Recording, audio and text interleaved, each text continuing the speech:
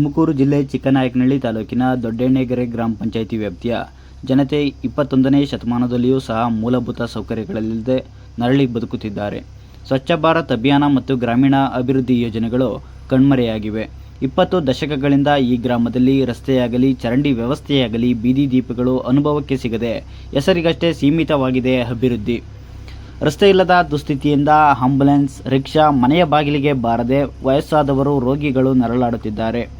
ಸಾರ್ವಜನಿಕರ ಮೂಲಭೂತ ಸೌಕರ್ಯಗಳ ಮೇಲೆ ಅತ್ಯಾಚಾರ ಎಸಗುತ್ತಿರುವ ಅಧಿಕಾರಿಗಳು ಮತ್ತು ಜನಪ್ರತಿನಿಧಿಗಳು ಮೂಲಭೂತ ಬೇಡಿಕೆಗಳನ್ನು ಒದಗಿಸುವಲ್ಲಿ ಯಾವುದೇ ಕ್ರಮ ಕೈಗೊಂಡಿಲ್ಲ ಎಂಬ ಪ್ರಶ್ನೆ ಇಲ್ಲಿ ಎದ್ದಿದೆ.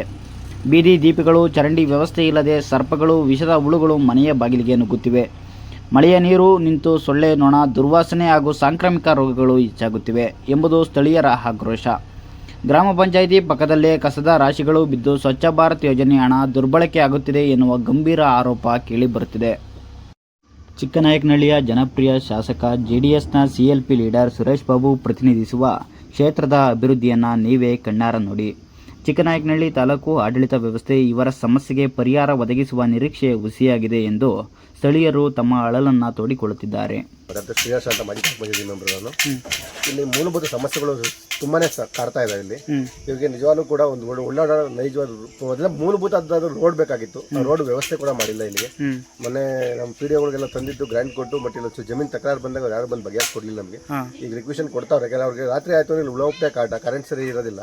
ಮಳೆ ಬಂತು ಅಂದ್ರೆ ಇನ್ನೂ ತುಂಬಾನೇ ತೊಂದರೆ ಆಗ್ತದೆ ಓಡಾಡೋದಕ್ಕೆ.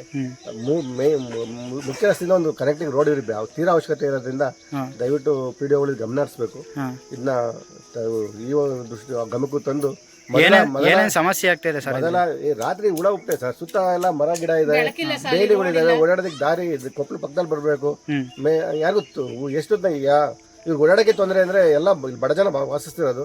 ಯಾವಾಗಗಳು ನಡೆದ್ರೆ ಇವ್ರು ಕರ್ಕೊಂಡು ಹೋಗಾರ ಯಾರು, ಇವ್ರು ಉಳಿಸಾರ ಯಾರು, ಜೀವಗಳಿಗೆ ಹಾನಿ ಆಗೋಗ್ಬಿಡ್ತಾ.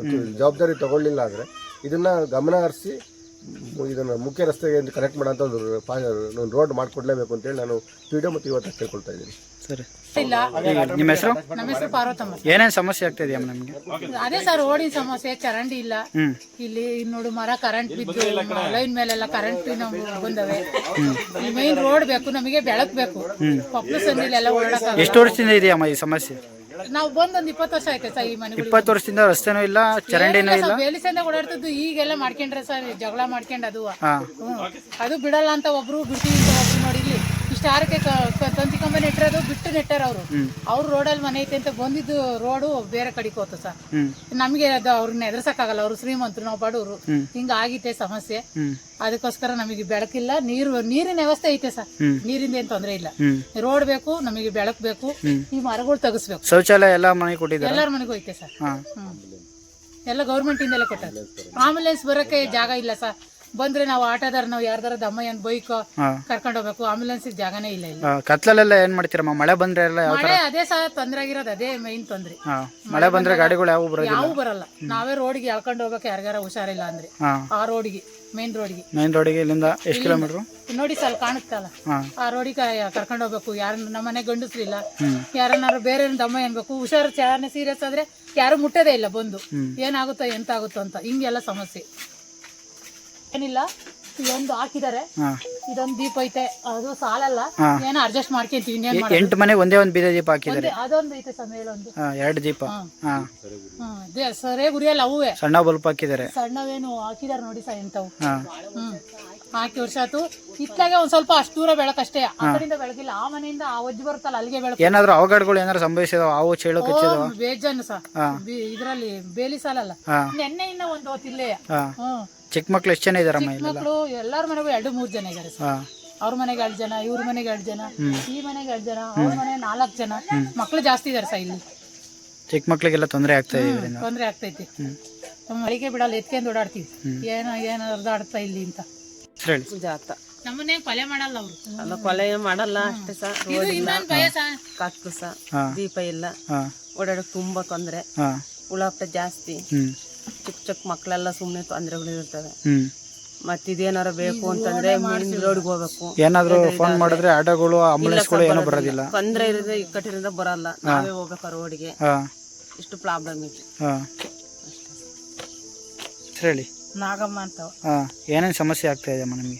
ಅದೇ ಇಲ್ಲಿ ಬೆಳಕು ಇಲ್ಲ ನೋಡಿ, ಇಲ್ಲಿ ಕರೆಂಟಿಂದು ಇದೇ ಮನೆ ನಮ್ಮವು ಇಬ್ರವು.